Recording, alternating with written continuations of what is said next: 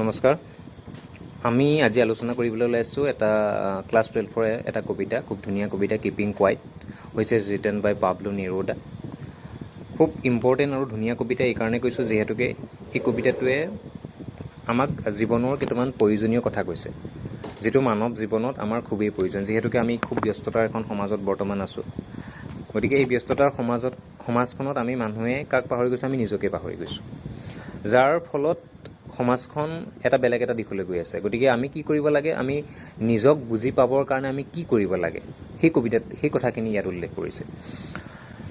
কবিতাটোত পাব্লো নেৰুদাই এটা কথা ইয়াত কৈছে, আমি যদি চাওঁ, in this poem Neruda talk about the necessity of quiet introspection and creating a feelings of mutual understanding among human beings. এতিয়া থিমটো হৈছে কবিতাটো সেইটোৱে। এতিয়া কিপিং কোৱাইট মানে কি? শান্ত, আমাক কাম হ'বলৈ কৈছে, which is very important in our life. Keeping quiet, calmness, serenity, contentment, এইখিনি আমি কেতিয়া পামগৈ? যেতিয়া আমি অকণমান কোৱাইট হ'ম, শান্ত হ'ম, ইণ্ট্ৰস্পেক্ট কৰিম। এতিয়া কবিতাতে ইয়াত যে ক'লে যে ইণ্ট্ৰস্পেকশ্যনছ মানে কি হৈছে? ছেল্ফ অবজাৰ্ভেশ্যনছ, আত্ম অনুসন্ধান, নিজকে অনুসন্ধান কৰিব লাগিব, নিজকে অলপ টাইম দিব লাগিব। টাইম দি পেলাই আমি নিজকে ভাবিব লাগিব যে আজি আমি জীৱনটোত কি কৰিলোঁ, এই সময়কণত আমি কি কৰি আছোঁ, what we have done to দিছ, আজি আমি কি কৰি আছোঁ, আমি ফিউচাৰত কি কৰিমগৈ, আমাৰ কোনটো বিষয় হাতত বা কোনটো দায়িত্ব আমাৰ হাতত ল'লে ভাল হ'ব, তাৰ বাবে আমাৰ প্ৰয়োজন কি হ'ব? নিজক সময় দিব লাগিব ন, সুধিব লাগিব ন, তুমি কি কৰিছা, ভাল কি কৰিলা, বেয়া কি কৰিলা, বেয়াটোৱে আমাৰ জীৱনত কি কি আনিছে। যদি সেইখিনি আমি আলোচনা নিজকে নকৰোঁ, যদি নিজকে নুসুধোঁ, তেতিয়াহ'লে কেনেকৈ চলি যাব? আৰু ফিলিং অফ মিউচুৱেল আণ্ডাৰষ্টেণ্ডিং। এতিয়া আণ্ডাৰষ্টেণ্ডিং কি? মানুহৰ জীৱনত আণ্ডাৰষ্টেণ্ডিং লাগিবই। মিউচুৱেল আণ্ডাৰষ্টেণ্ডিং, ভালদৰে বুজাবুজি হ'ব লাগিব, ইটোৱে সিটোক ভালদৰে বুজি পাব লাগিব। যদি মিউচুৱেল আণ্ডাৰষ্টেণ্ডিঙেই নাথাকে মানুহৰ মাজত, তেতিয়াহ'লে কেনেকৈ সমাজ চলিব? আৰু যিহেতুকে আমি হিউমেন বিংছ হয় ন, আমাৰ চিন্তা শক্তি আছে, আমাৰ ভাল বিবেচনা আছে। গতিকে এই দুটা থকাৰ স্বত্তেও আমি মানুহে মানৱ সমাজত বহুত বেয়া বেয়া কাম কৰি আছোঁ। গতিকে কবি ইয়াত কৈছে যে তোমালোকে দুটা বস্তু নিজৰ লগত ৰাখিবা, এটা হৈছে মিউচুৱেল আণ্ডাৰষ্টেণ্ডিং আৰু আনটো হৈছে ইণ্ট্ৰস্পেকশ্যনছ, মানে ছেল্ফ অবজাৰ্ভেশ্যনছ। আৰু তাৰ বাবে তোমালোকে কিপিং কোৱাইট হ'ব লাগিব, শান্ত হ'ব লাগিব, তেতিয়াহে তোমালোকৰ জীৱনলৈ পিচ আহিব, কাম আহিব, চেৰিনিটি আহিব, এইখিনি বস্তু তেতিয়াহে জীৱনলৈ আহিব বুলি কৈছে। এতিয়া কবিতাটো আমি আৰম্ভ কৰোঁ। কবিতাটো কি বুলি কৈছে? প্ৰথমে কৈছে, now we will count to 12 and we will all keep still. কবিয়ে ইয়াত কৈছে যে প্ৰথমে আমি 12লৈকে গন্তি কৰোঁ আহা, ইয়াৰ পাছত আমি সকলো ষ্টিল হৈ যাম, আমি সকলো চাইলেণ্ট হৈ যাম, শান্ত হৈ যাম। এতিয়া 12 কথাটো ইয়াত কি চিম্বলিকেলি এইটো শব্দ লৈছে। 12 যদি আমি চাওঁ, যিহেতুকে আমি ঘড়ীৰ কাটাত 12 আছে, মাহটোত আমি 12 মাহৰ কথা উল্লেখ কৰিছে। মানে ইয়াত নাম্বাৰটোৱে যিটো ৰিপ্ৰেজেণ্ট কৰিছে, সেইটো আৱাৰ অফ এ ডে আমি ক'ব পাৰোঁ, এটা মন্থ অফ এ ইয়েৰ্ছ ক'ব পাৰোঁ, এইকেইটা বস্তু উল্লেখ কৰিছে। গতিকে কবিয়ে প্ৰথমে ক'লে যে আহা আমি 12লৈকে গন্তি কৰোঁ, আৰু ইয়াৰ পিছত আমি সকলো চাইলেণ্ট হৈ যাম। For a once on the face of earth, let's not speak in any language, let's stop for a 1 second and not move our arms so much. এতিয়া কবিয়ে ইয়াত কি বুলি ক'লে? For once on the face of earth, যে এবাৰ চোৱাচোন, পৃথিৱীখনৰ বুকুত, আমি পৃথিৱীতে আছোঁ ন, এই পৃথিৱীখনৰ সন্মুখত, এই পৃথিৱীখনৰ বুকুতেই আমি কি কৰিব লাগিব? প্ৰথমে let's not speak in any language, কোনো আমি নিজৰ ভাষাত কথা নাপাতোঁ। আহাচোন, এতিয়া কি হয়, আমাৰ ইয়াত বিভিন্ন ভাষা ভাষীৰ মানুহ আছে, প্ৰত্যেকেই নিজৰ ভাষাত কথা পাতে, কোনোবাই ইংলিছ ক'লে, কোনোবাই ভোজপুৰী ক'লে, আছামিজ ক'লে, প্ৰত্যেকে বেলেগ বেলেগ লেংগুৱেজত কথা পাতে। তাৰ বাবে কি হয়, আমিতো বুজি নাপাওঁ কোনে কি কথা কৈছে, হয়নে নহয়? এতিয়া সেই কবিয়ে এইটো কথা কৈছে যে যিহেতুকে আমি বুজিয়ে যেতিয়া নাপাওঁৱে, এতিয়া এটা সময়ৰ বাবে তোমালোকে সকলো চাইলেণ্ট হৈ যোৱাচোন, কোনেও কথা নাপাতিবাচোন। এই পৃথিৱীখনৰ বুকুতে আছা যেতিয়া, পৃথিৱীখনৰ বুকুতে অলপ সময়ৰ বাবে চাইলেণ্ট হৈ যোৱাচোন। Let's stop for a 1 second, এটা সময়ৰ বাবে তোমালোকে কেইছেকেণ্ডমানৰ কাৰণে হ'লেও, 1 ছেকেণ্ডমানৰ কাৰণে হ'লেও তোমালোকে ষ্টপ হৈ যোৱাচোন। And not move our arms so' much, আৰু কোনেও নিজৰ বাহুবিলাক নচলাবাচোন। এতিয়া ইয়াত আৰ্মছটো ল'লে, আৰ্মছৰ কথা কি বুলি কৈছে? ইয়াত আমি ৱেপেন্সৰ কথা উল্লেখ কৰিব পাওঁ, যিহেতুকে কি বুলি কৈছে, আমি যিহেতুকে দেশখন ৰক্ষা কৰিবৰ বাবে আমি কি হয়, আমি বৰ্ডাৰত সেনা থাকে, তেওঁলোকে হাতত ৱেপেন্সবিলাক লৈ থাকে। গতিকে যুদ্ধ বিগ্ৰহ হ'লে তেওঁলোকে ৱেপেন্সবিলাক চলাব লগা হয়। তাৰ উপৰিও যদি আমি চাওঁ যে ফেক্টৰীত কোনোবাই কাম কৰি আছে, তাৰ বাবে গোটেই দিনটো বহুত কষ্ট কৰিব লগা হয়। কোনোবাই বেলচা চলাই আছে, বেলচা মাৰি আছে একেৰাহে, ফেক্টৰীত পূৰা কষ্টকৰ কামবিলাক কৰি আছে, যাৰ ফলত বহুত শাৰীৰিক শ্ৰম হৈছে, হয়নে নহয়? গতিকে ইয়াত কবিয়ে কৈছে যে আমি ইমান শ্ৰম কৰিছোঁ, আমি নিজৰ বাউসীবিলাক কিমান চলাইছোঁ, নিজৰ কথা আমি পাহৰি গৈছোঁ, নিজৰ গুৰুত্ব দিবলৈ নিজকে পাহৰি গৈছোঁ। গতিকে কেইছেকেণ্ডৰ মানৰ বাবে তোমালোকে ষ্টপ হোৱাচোন, অলপ চাইলেণ্ট হোৱাচোন, আৰু তোমালোকে নিজৰ বাউসীবিলাক নচলাবাচোন। ইয়াত গতিকে আমি ৱেপেন্সৰ কথা ক'লে আমি বুজি পালোঁ নহয় ইয়াত কি বুলি কৈছে গতিকে মানে আল্টিমেটলি এইটো কথা কৈছে যে কবিয়ে কি বুলি কৈছে যে he the poet demanding peace হয়নে ফ্ৰম অল অফ আছ সেইটোৱে কৈছে যে আমাৰ চাইলেণ্ট হোৱা আৰু শান্তি হোৱা ইয়াৰ পিছত ক'লে fishermen in the cold sea would not harm whales and the man gathering salt would look at his hard hands এতিয়া যিহেতুকে আমি ফিচাৰ্ছমেনবিলাকে কি কৰিছে বুলি কৈছে ফিচাৰ্ছমেনবিলাকে যিহেতুকে নিজৰ পেটৰ বাবেই হওক হয়নে নিজৰ পৰিয়াল চলাবলৈ বাবে হওক নিজৰ ব্যৱসায় ক্ষেত্ৰত হওক প্ৰত্যেকে মাছ মাৰিবলৈ ওলাই গৈছে আৰু যাৰ বাবে গৈ পেলাই কি কৰিছে মাছ মাৰিছে হুইল চিকাৰ কৰিছেগৈ গৈ পেলাই এতিয়া ইয়াত কবিয়ে কৈছে যে ফিচাৰ্ছমেনবিলাকে সেই কোল্ড চিত সেই সাগৰত গৈ পেলাই যে সিহঁতে হুইলছক যে সিহঁতে হাৰ্ম কৰিছে কষ্ট দিছে যে মাৰিছে যে সেইবিলাক বন্ধ কৰাচোন অকণমান সময়ৰ কাৰণে and the man gathering salt would look at his hurt hand আৰু সেই মানুহবিলাক যিবিলাক মানুহে নিমখ গোটাই আছে বুলি কৈছে সাগৰৰ পাৰতেই হওক গৈ পেলাই তেওঁলোকে নিমখখিনি গোটাইছে প্ৰস্তুত কৰিছে নিমখখিনি আনিছে সিহঁতে অলপ সময়ৰ বাবেও নিজকে চাব পাৰিব নিজৰ হাতকেইখন চাব পাৰিব বুলি কৈছে look at his hurt hand তেওঁলোকে নিজৰ হাতকেইখন চাব পাৰিব যে তেওঁলোকৰ হাতকেইখন অৱস্থাহীন হৈ গৈছে ডেমেজ হৈ গৈছে গতিকে নিমখ যদি একেৰাহে ব্যৱহাৰ কৰি থাকে তেতিয়া কি হৈ যাব হাতবিলাকতো ধ্বংস হৈ যাবইগৈ হয়নে গতিকে ইয়াত কবিয়ে কৈছে যে সেই মানুহবিলাক যিবিলাক মানুহ যে ইয়াত কি বুলি কৈছে যে পিপল উড বি হাৰ্মিং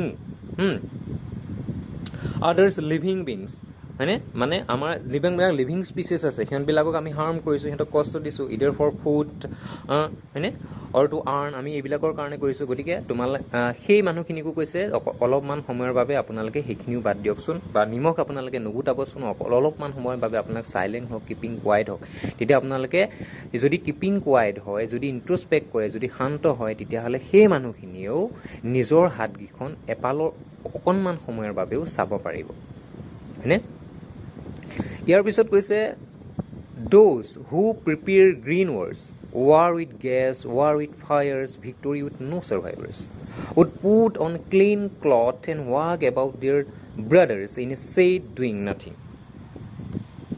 এটি কি বুলি কৈছে ইয়াত কৈছে যে those মানে সেই মানুহবিলাকৰ কথা কৈছে the people who কি বুলি কৈছে exploit the green wealth of natures by deforestations মানে ইয়াত আমি যদি চাওঁ মানুহবিলাকে কি কৰিছে ডিফৰেষ্টেশ্যনছ কৰিছে মাইনিং কৰিছে ফিচিং কৰিছে এইখিনি কিছুমান কাম কৰি আছে গতিকে যিবিলাকে বুলি ভাবিছে যে বনাঞ্চল কাটি পেলাই আমি ধ্বংস কৰি পেলাম যিহেতুকে মানুহৰ নিজৰ বাবে নে নিজৰ লাভৰ বাবে নে কি কৰিছেগৈ গৈ পেলাই কোনোবাই গছ গছনি কাটি ধ্বংস কৰি দিছেগৈ এইখিনি আমাৰ ধুনীয়া এখন অৰণ্য আছে বোলে তাত মানুহ বহিবৰ বাবে কাটি মেলি ধ্বংস কৰি পেলাইছে গতিকে সেইটোৱে তেতিয়া আমাৰ গ্ৰীণ ৱাৰটো সেইটোৱে হ'ল ন গতিকে ইয়াত কবিয়ে কৈছে যে যিবিলাক ব্যক্তিয়ে সেই গ্ৰীণ ৱাৰৰ কথা ভাবি আছে মাইনিং কৰিম ভাবিছে বা ডিফৰেষ্টেশ্যনছ কৰিম বুলি ভাবিছে war with gas war with fires যিবিলাকে war with gas war with fires victory with no' survivors সেই আমাৰ এতিয়া আমি কি হয় আমি যুদ্ধ বিগ্ৰহ কৰিব লগা হয় যুদ্ধ বিগ্ৰহ কৰিব লগাৰ বাবে আমি বন্দুক চলাব বা গুলী বাৰুদ আমি চলাব লগা হয় বোম ফুটাব লগা হয় বা কিবা কিবি কৰিব লগা হৈ যায় ক'ৰবাত বোম দি দিছোঁগৈ গৈ পেলাই আৰু কি হৈছে আমি গেছ দি দিছোঁ মানুহৰ মাজলৈ গেছ এৰি দিছোঁ গতিকে এইবিলাকে আমাক হাৰ্ম কৰিব এইবিলাকে আমাক কষ্ট দিব এতিয়া যেতিয়া ভিক্টৰী উইথ ন' ছাৰ্ভাইভাৰ্ছ বুলি যে ক'লে যিহেতুকে আমি কি হৈছে কেতিয়াবা এখন দেশে আন এখন দেশৰ লগত যুদ্ধ কৰিব লগা হৈছে যুদ্ধ কৰাৰ ফলত হয়তো সেই কোনোবা এখন দেশ জিকি গৈছে কিন্তু জিকাৰ কি অৰ্থটো থাকিলে যদি কোনো জীয়াই নাথাকে সেই সৈন্য সামান্তবিলাক যিবিলাকে গৈ পেলাই বৰ্ডাৰত যুদ্ধ কৰিছে সিহঁত যদি মৰিয়ে থাকিবগৈ লাগে সিহঁত যদি মৃত্যুৱেই হৈ যায়গৈ তেতিয়াহ'লে জয়গানটো কেনেকুৱা হ'লগৈ বুলি কৈছে কবিয়ে সেইকাৰণে কৈছে যে যিবিলাক ব্যক্তিয়ে যিবিলাক মানুহে সেই গ্ৰীণ ৱাৰ বনাঞ্চল কটাৰ কথা ভাবি আছে ডিফৰেষ্টেশ্যনৰ কথা ভাবি আছে যিবিলাকে গুলী বাৰুদ বন্দুক চলাইছে মানুহ মাৰিছে বা আমি নিজৰ বাবে আমি যুদ্ধ কৰিব লগা হৈছে তাত যদি আমি কোনো ছাৰ্ভাইভাৰ এজন নাথাকেই তেতিয়াহ'লে অৰ্থ কি সেইকাৰণে কবিয়ে কৈছে যে সেইবিলাক তোমালোকে ইয়াৰ বাবে আমাৰ খুব ইম্পৰ্টেণ্ট কি হ'ব বুলি কৈছে কবিয়ে কিপিং কোৱাইট হ'বলৈ সেইকাৰণে আমাক কৈ আছে কিপিং কোৱাইট হোৱা ইণ্ট্ৰস্পেকশ্যনছ কৰা তেতিয়াহ'লে কি বুলি কৈছে যদি আমি সেইখিনি কৰোঁ তেতিয়াহ'লে would put on clean cloth and walk about their borders in a set আৰু কবিয়ে ইয়াত উল্লেখ কৰিছে যে প্ৰত্যেকেই বগা পোছাক পৰিধান কৰিবলৈ কৈছে আৰু খোজ কাঢ়িবলৈ কৈছে একেই ভাতৃত্ববোধেৰে। এতিয়া বগা ক্লিন ক্লথ, ইয়াত আমি যদি চাওঁ ক্লিন ক্লথ কথাটোনো কিয় কৈছে? ক্লিন ক্লথ মানে কি? এক নতুন চিন্তা, এক নতুন এপ্ৰ'চ, যে আজিৰ পৰা যদি আমি এনেকৈ ভাবি আছিলোঁ, ইয়াৰ পিছত আমি চবেই মিলা প্ৰীতিৰে বাস কৰিম, শান্তিৰে থাকিম। গতিকে সেইটো এটা নতুন এপ্ৰ'চ হ'ল, হয়নে? গতিকে সেইকাৰণে কৈছে যে প্ৰত্যেকেই যুদ্ধ বিগ্ৰহ বাদ দিয়া, তোমালোকে সকলোৱে ক্লিন ক্লথ পৰিধান কৰা আৰু খোজ কাঢ়া, একেটা ভাতৃত্ববোধেৰে একেটা ছাঁত তোমালোকে ৰোৱা বুলি কৈছে, আৰু ডুইং নাথিং, আৰু একো নকৰিবা বুলি কৈছে। বুজি পোৱা হৈছেনে কথাটো? আৰু এই সকলোখিনি কাম কেতিয়া হ'ব বুলি কৈছে কবিয়ে? যেতিয়া তুমি ইন্ট্ৰস্পেক্ট কৰিবা। আল্টিমেটলি ইয়াত এটা কথাই কৈ আছে কবিয়ে সকলোকে, দ্য পয়েট আৰ্জ, কবিয়ে কি আৰ্জ আমাক এটা কথাই কৈছে যে তোমালোকে ইন্ট্ৰস্পেক্ট কৰা, কিপিং কোৱাইট হোৱা, তেতিয়াহে তোমালোকে শান্তি কি বা কেনেকৈ চলিব লাগে সেইখিনি কথা বুজি পাবা।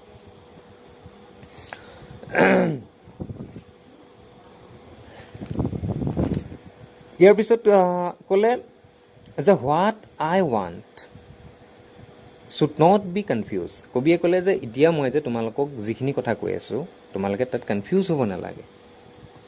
কনফিউজ হ'বলৈ আমাক হাক দিছে। কবিয়ে কৈছে যে তোমালোকে কনফিউজ নহ'বা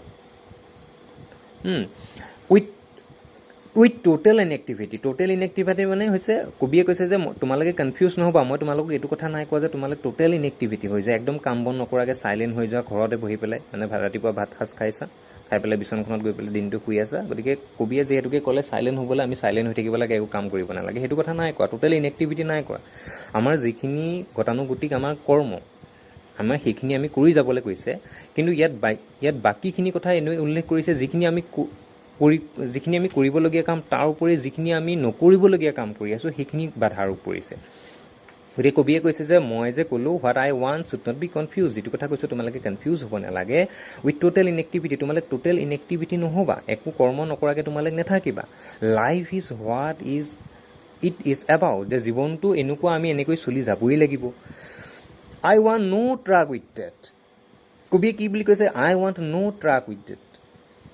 ইয়াত মানে কবিয়ে এটা কথা উল্লেখ কৰিলে যে বাক্যটো ইয়াৰ তলত লিখাও হৈছে যে to refuse associate or deal with, to refuse to tolerate something, to refuse associate or deal with, মানে কবিয়ে ইয়াত কৈছে তোমালোকে মৃত্যুক, যদি আমি একো কাম নকৰোঁ তেতিয়াহ'লে আমি মৃত্যুক স্বীকাৰ কৰি লোৱা নিচিনাই হ'ল।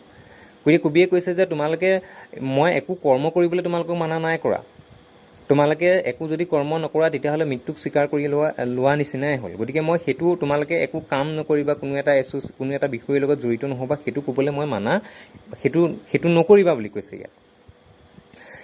If we were not single minded, এতিয়া ইয়াত কৈছে যে আমি কি হয়, আমি ছিংগল মাইণ্ডেড হয়। ছিংগল মাইণ্ডেড মানে ইয়াত কোনটো কথা উল্লেখ কৰিছে? ছিংগল মাইণ্ডেড মানে কৈছে আমি এনেকুৱা হয় যে আমি যদি ভাবোঁ কাইলৈ এইটো কাম কৰিবই লাগিব, ডেট মিনছ কি আমি এইটো কাম কাইলৈ কৰিবই লাগিব।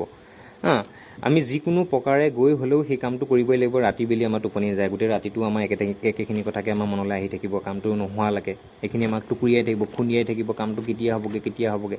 গতিকে আমি ছিংগল মাইণ্ডেড হৈ পৰিছোঁ নাই? সেইটোৱেতো হৈছে আমাৰ চবতকৈ ডাঙৰ ভুল। যিহেতুকে আমাৰ ছিংগল মাইণ্ডেড হৈ যোৱাৰ লগে লগে ঘৰত যদি কেতিয়াবা ঘৰৰ কোনোবাই আমাক যদি ক'লে যে এইটো কাম কৰচোন বুলি, আমি এটা কথাই ভাবি আছোঁ, গতিকে আনে কিটো কথা ক'লে আমি ভালকৈ শুনিবলৈই নাই, আমি একেটা দিশতে গৈ আছোঁ। গতিকে কবিয়ে কৈছে যদি আমি অকল ছিংগল মাইণ্ডেড নহয়, about keeping our lives moving, আমি নিজৰ জীৱনটো চলাই নিয়াৰ ক্ষেত্ৰত, and for a once could do nothing, আৰু এটা সময়ৰ কাৰণে যদি আমি একো নকৰোঁ, ডেট মিনছ আমি ইণ্ট্ৰস্পেক্ট কৰোঁ, আমি কিপিং কোৱাইট হওঁ। পাৰহাপছ এ হিউজ চাইলেঞ্চ, সম্ভৱতঃ এটা ডাঙৰ নীৰৱতা, মাইট ইণ্টাৰাপ্ট দিছ ছেডনেছ, আহি পেলাই আমাৰ এই দুখটোৰ মাজত সোমাই পৰিব। আমাৰ এই দুখটো যে আমাৰ জীৱনলৈ আহি আছে, তাক আমি বাধা আৰোপ কৰিব বুলি কৈছে। গতিকে কি বুলি কৈছে? ইণ্টাৰাপ্ট মানে to stop to continuous progress, মানে আমি কণ্টিনিউৱাছ প্ৰগ্ৰেছ মানে কি হৈছে? আমি ছিংগল মাইণ্ডেড হৈ আছোঁ, আমি কণ্টিনিউৱাছলি একেটা দিশতে গৈ আছোঁ, এইটো কাম কৰিবই লাগিব। গতিকে আহি পেলাই আমাক বাধা দিব। কোনটোৱে বাধা দিব বুলি কৈছে? এটা হিউজ চাইলেঞ্চ আহিব। আৰু সেই চাইলেঞ্চটো কেতিয়া আহিব বুলি কৈছে? যেতিয়া আমি ইণ্ট্ৰস্পেক্ট কৰিম বুলি কৈছে। আৰু of never understanding our self, আমি নিজকে যে একদম বুজি পোৱা নাই, নিজকে যে আমি অকণোৱে বুজি পোৱা নাই। And threatening our self with death, আৰু যে আমি নিজেই নিজকে ভয় খাই আছোঁ যে হয়তো আমি এনেকুৱা হৈ যায়গৈ এতিয়া থ্ৰেটেনিং আৱাৰ চেল্ফ উইথ ডেথ মানে কি বুলি কৈছে আমি এনেকুৱা হৈ আছোঁ ন যে আমি এইটো কাম কৰিবই লাগিব বুলি গৈ গৈ গৈ বা এইটো দিশত আমি পাবগৈ লাগিব বা এইটো আমি পজিশ্যন পাবই লাগিব কেতিয়াবা এনেকুৱা হৈ যায়গৈ যে আমি হীনমান্যতাত ভুগি যাওঁ আৰু যাৰ কাৰণে কিছুমান হাতত আমি কিছুমান কাৰ্যসূচী লৈ লওঁ কেতিয়াবা ছুইচাইড কৰি দিব লগা হয় কিবা কৰি দিব লগা হয় সেইটোৱে আমাক ভয় খুৱাই আছে ন থ্ৰেটেনিং কৰি আছে ন গতিকে কবিয়ে ইয়াত কৈছে যে তোমালোকে যে নিজকে একদম বুজি পোৱা নাই হা আৰু যাৰ ফলত যে বুজি নোপোৱাৰ ফলত যে আমি যে কেতিয়াবা এনেকুৱা কাৰ্যসূচী হাতত লৈ ল'ব লগা আমি মৃত্যু স্বীকাৰ কৰি ল'ব লগা হৈছে মৃত্যুক আমি লৈ ল'ব লগা হৈছে গতিকে তাৰ বাবে তোমালোকে কি কৰিব লাগিব ইন্ট্ৰস্পেক্ট কৰিব লাগিব চাইলেঞ্চ হ'ব লাগিব হা তেতিয়া আমি কি বুলি কৈছে যদি আমি চাইলেঞ্চ হওঁ সম্ভৱতঃ এটা ডাঙৰ নীৰৱতা আহি পেলাই আমাৰ মাজত ৰুবহি আৰু আমাৰ সি বুজিব নোৱাৰা বস্তুবিলাকক বাধা দিব আৰু আমাৰ জীৱনটো আগুৱাই যোৱাৰ ক্ষেত্ৰত সহায় কৰিব আৰু লাষ্টত কি বুলি কৈছে পাৰহাপছ দ্য আৰ্ট কেন টিচ আছ সম্ভৱতঃ সেইকাৰণেই আমাক কি বুলি কৈছে আৰ্ট কেন টিচ আমাক এই প্ৰকৃতিয়েও আমাক এই পৃথিৱীখনেও এটা বস্তু শিকাইছে এজ হোৱেন এভৰিথিং ছিমছ ডেড যেতিয়া সকলোখিনি বস্তু মানে ধ্বংস হৈ যায় ধ্বংস মানে কি কেতিয়াবা একো নাইকিয়া হৈ যায় and later proves to be alive আৰু পিছত আকৌ ঠন ধৰি উঠে মানে ইয়াত প্ৰকৃতিৰ কথাই উল্লেখ কৰিছে প্ৰকৃতি আমি কি হয় যেতিয়া আমাৰ ছিজনছবিলাকৰ লগত প্ৰত্যেকেই সলনি হয় ন আটাম ছিজনছ অহাৰ লগে লগে পাতবিলাক হালধীয়া হৈ গ'ল শুকাই গ'লগৈ সৰি পৰিলে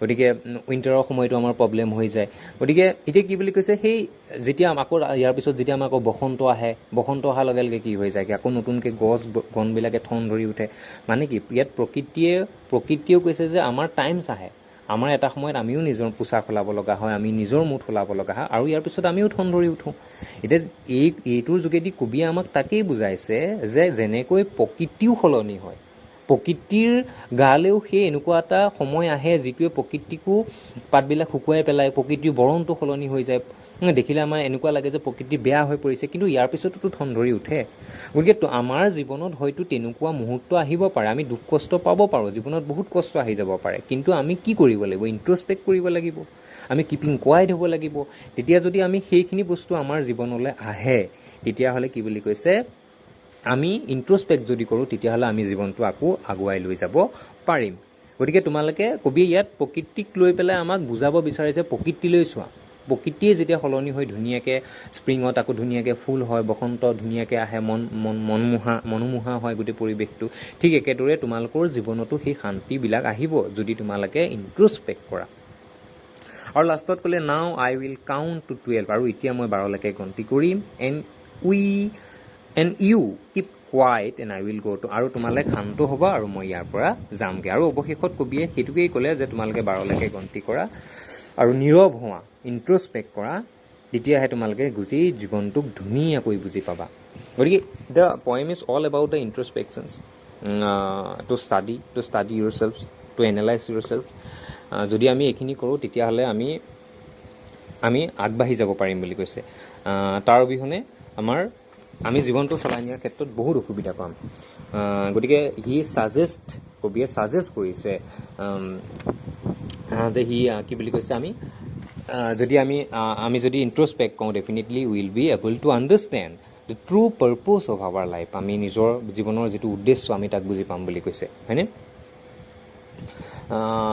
তাৰ কাৰণে আমাৰ কি কৰিব লাগিব সেইটোৱে কৰিব লাগিব আমি কি কৰিব লাগিব আমি we have to take a pause for a while আমি ল'ব লাগিব আমি জীৱনক টাইম দিব লাগিব সময় দিব লাগিব নিজকে বুজি পাবলৈ গতিকে the poem is all about the introspections and mutual understanding এইখিনি বিষয়ে লৈ পেলাই যদি আমি চলোঁ তেতিয়াহ'লে আমি ধুনীয়াকৈ কি বুলি কয় জীৱনটো আগবঢ়াই লৈ যাব পাৰিম গতিকে তাৰ মাজতে কবিয়ে বাকী যিমানখিনি কথা ক'লে ইয়াত প্ৰকৃতিৰ কথা ক'লে যুদ্ধ বিগ্ৰহৰ কথা ক'লে আমাৰ ইঞ্জিনৰ কথা ক'লে ফিচাৰ্ছমেনবিলাকৰ কথা ক'লে গতিকে ইয়াত সেইটোৱেই যে প্ৰত্যেকে নিজৰ কৰ্মক লৈ পেলাই ইমানেই ব্যস্ত আছে গতিকে সেই ব্যস্ততাৰ সময়খনত যদি আমি নিজক অকণো টাইম নিদিওঁ তেতিয়াহ'লে আমি কেনেকৈ আমি চলিব পাৰিম গতিকে এইবিলাক গুৰুত্ব দিয়াৰ খুব প্ৰয়োজন বুলি কৈছে সেইকাৰণে কবিয়ে কৈছে the poet also' want us to take some time and কি বুলি হয়নে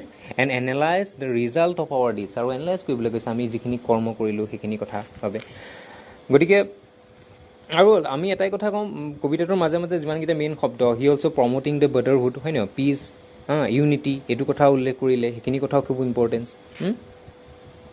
গতিকে আৰু তাৰ মাজতে কি বুলি কথা ক'লে, আমাৰ কি যুদ্ধ বিগ্ৰহৰ কথা ক'লে, ইয়াততো সেইটোৱেই কথা কৈছে। মানে আমি যদি চাওঁ যে according to him the killing so' many people is not a victory, সেইটো কথা ইয়াত উল্লেখ কৰিছে। সেইটোতো সিমান নহয় কেতিয়াও ন, মানুহ মাৰি পেলাই ভিক্টৰী হোৱা মানে কেনেকুৱা হয়, যদি মানুহেই মৰি যাবলগীয়া হয়।